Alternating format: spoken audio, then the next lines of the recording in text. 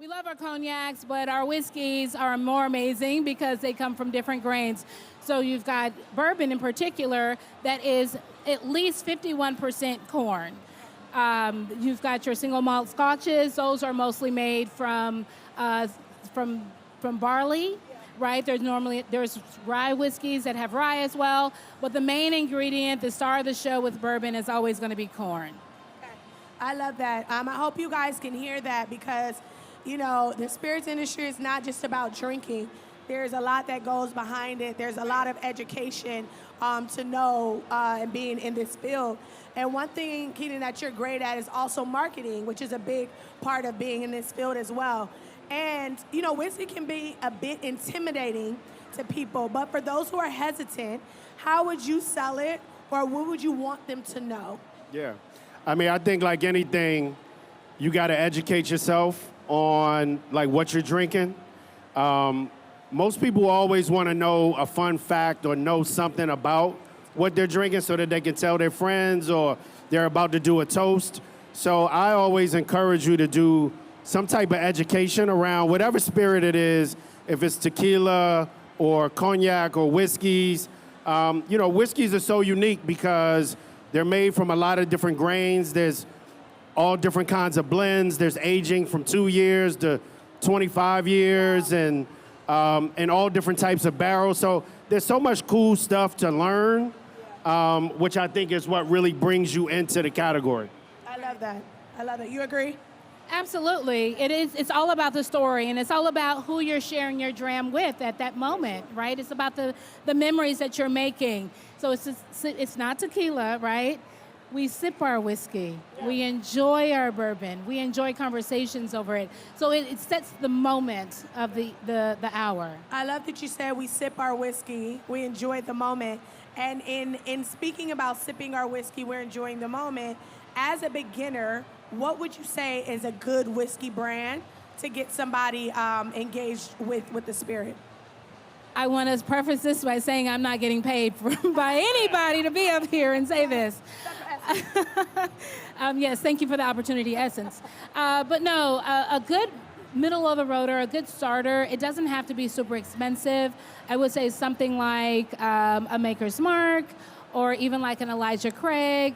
Even an Evan Williams 100 proof. It's only a $15 bottle, but it is some of the best whiskey that you can ever get your hands on. And it really just goes down to the craftsmanship of it. And also, again, the aging. You got some really good ages around 4 to 6 years. And then just about, you know, the story behind it as well. I would say, like, go with what you know, right? If your granddad or your dad or your cousins at the barbecue, if they drinking Jack Daniels, if they drinking Crown Royal, if they drinking Jameson, like those are real easy brands to bring you into the category. Jameson is a little sweet. Jack is a little sweet. It's just, you can mix them if you want, but that will actually kind of help you open up your palate to what you really like and you don't like. You might get smokiness, you might get sweet, you might get kind of a sultry or salty. So, you know, all of them have different flavors. Right.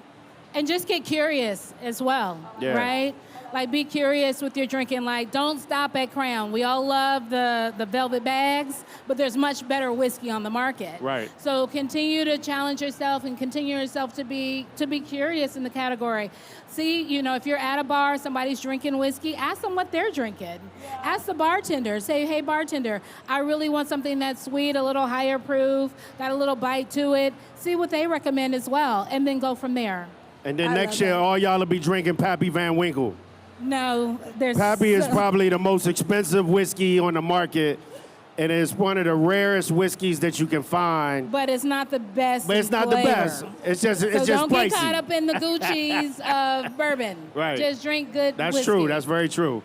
Listen, we're talking about a lot here because, again, marketing is important. Right. Culture is important. Yeah. And so sometimes you could talk about a brand, even drop it in a song or anything like that, and now people know more about it, and that's what's really important, too. And I kind of want to focus on that really quickly in terms of the culture. How important is it to kind of cross-market culturally, maybe songs, rapper, singer, integration with artists socially or anything like that. How important are those moments, Keenan? Yeah.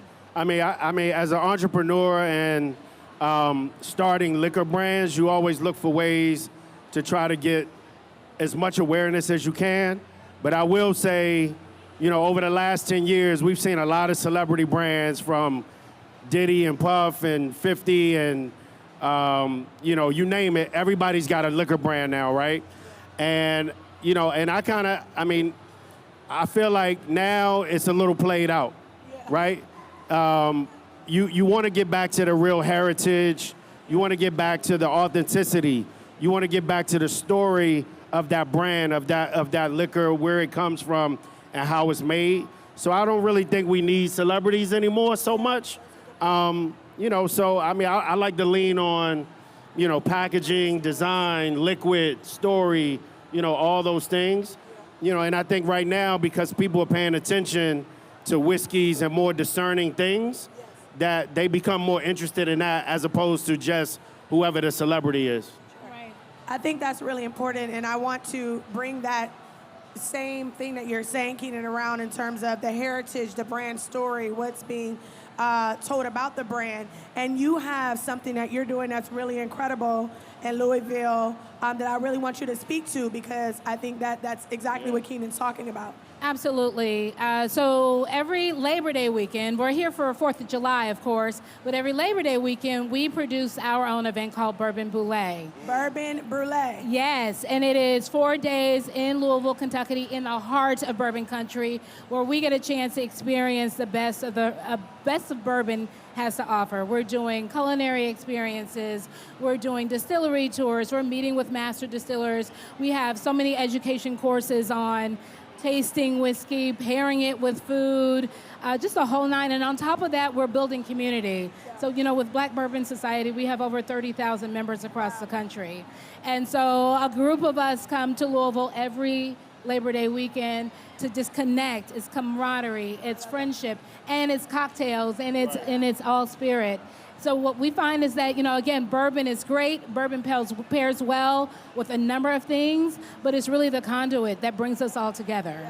I genuinely love that. I think community is something we don't speak about. And when I came into the spirits industry well over 10 years ago, that was something that I gravitated to. I still am very close to the people that I've been in business with in the spirits world. And I know this is a whiskey. Go ahead, Kenya. No, I was going to say, I think it's great, Samara, what you're doing, because it's bringing so many more women into the category. Whiskey and bourbons have always been kind of like a guy's thing, and it can be a little intimidating. So the fact that you are educating not only men, but so many more women about the category, which I think is great. I mean, you can make amazing cocktails with whiskeys and bourbons. You don't have to just drink it neat or drink it straight. So, there's always ways to really enjoy it and experience something new. So thank you for that. Thank you. And what we found is that bourbon for women, especially, it's empowering. When you look at it from a corporate perspective, back in the day you used to say you need to learn golf, you need to be able to, make deals on the golf course. No, we realized that the real deals are going down at the bar. Right. And they're going down at these private dinners. And so when women feel more empowered about whiskey choices and knowing about brands that they choose in their cocktail selections, they're not sitting at a table where everyone is drinking Pappy Van Winkle and they're ordering a Cosmo. No, they're getting, an Eagle Rare, they're getting a Elijah Craig 18. And all the men all of a sudden wake up in the room like, oh, wait, this woman, she knows her whiskey game. Absolutely. All of a sudden now it's an equalizer and she has more power in that situation. Yep. So women are in the space. Over 55% of our membership are women. Everyone on my team is women, except for my husband. We're all Black women drinking whiskey and leading the movement. Amazing. I love that. Again, I do love that, though. I think that's important. And even though this is a whiskey panel, we're discussing whiskey, we'd be remiss, Keenan, to not speak about new endeavors that you have. Being a person that has worked on every type of category, really, in the spirits world, I have a two-part question. A, what has been your favorite category to work on? And then what are you doing new that has you excited? Okay. So it's funny I'm talking about whiskey because I was never a whiskey guy. Like, I always felt like it was too smoky or it just too peaty for me. And, but my love is rum. And I used to work on a brand called Zacapa Rum. It's from Guatemala. It's one of the best rums in the world. And when I went to Guatemala and I saw how the master blender, how they age the rum and how they ferment and what they do with the sugar cane, and the process is really not much different than whiskey. There's a barrel process, there's an aging process, and a distillation process. It's actually what got me into whiskey. So I love rum. I'm a rum head. I love Jamaican rum, Barbados rum. I love Guatemalan rum, all that kind of stuff. But like to your point, I've worked on a lot of brands. I've worked on pretty much every category in spirits. A few years ago, Snoop and I had a brand called Indigo Gin, which was a purple bottle. It was a flavored gin. We sold it last year to Dr. Dre and his partners. And then I partnered again with another brother. His name is Dre London. He manages Post Malone. And we have a tequila now called Don Londres, made by the son and grandson of Julio Gonzalez, which is Don Julio. So if you get a chance, look it up online, Don Londres, follow us on IG. And, it's one of the best tequilas. They're, certified, additive free. I'm really about, the craftsmanship of what we're doing right now. And then I'm from D.C., so born and raised D.C., D.C. in the house. D.C. always in the house. Yeah. And I partner with a young brother who lives in Montgomery County, Maryland. He had a beer company called Black Viking Beer. I don't know if anybody's ever seen it, look it up. So we just bought that company, and myself and Alfred Liggins from Radio 1, Urban 1, and we're about to make Black Viking the first black-owned beer that has national distribution in the country. So that's a 2024-25 goal. We got a lot of things popping, so excited. I love to hear it, and what's mainly important here for people to take away is ownership, right? And I'm blessed to be able to have those great conversations with such a giant like Keenan, and I want you to speak to it, Samara, in terms of being a black woman in the space and in any piece of ownership, not even having to be ownership just for the spirit that you're working for, even your festival that you're doing. How important is it to have ownership in these spaces as a black woman?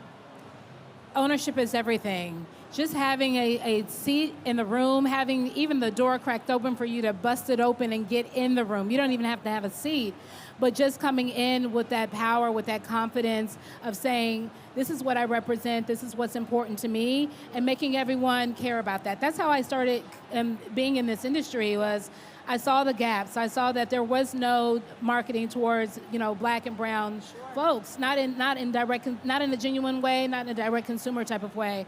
And by just raising my hand and saying, hey, this is important, people started listening. Wow. So having that ownership, it gives you the confidence that you need, because not everybody looks like us in these spaces, right? We've been in them long enough to know that we're one of ones, right? And ownership in what you do, from creating content and experiences. Like, everybody doesn't have to own a brand, because I will tell you, it's a cash-intensive business. Yes. Like, this shit will break you. It'll break your family. Yes. It'll break you. Like, it costs a lot to really build a brand and to be successful. I mean, you're competing with thousands of brands in the space, so it is very expensive to get in. But when we say ownership, that can be from the agency side, the creative side, the education side, the training side. There's many roles and ways to get into the spirits industry without owning a brand. Yeah, I think that's a really important thing to say as well, because while I don't own a brand, but I've been extremely successful in my career in the spirits world for well over 10 years, I was saying, and it's allowed me to travel around the world, which is something that I think is very important. I'm a young black girl from the inner city. I'm from Compton, California, so I didn't have the opportunity to have that right away growing up the way I did. And But you make us look great.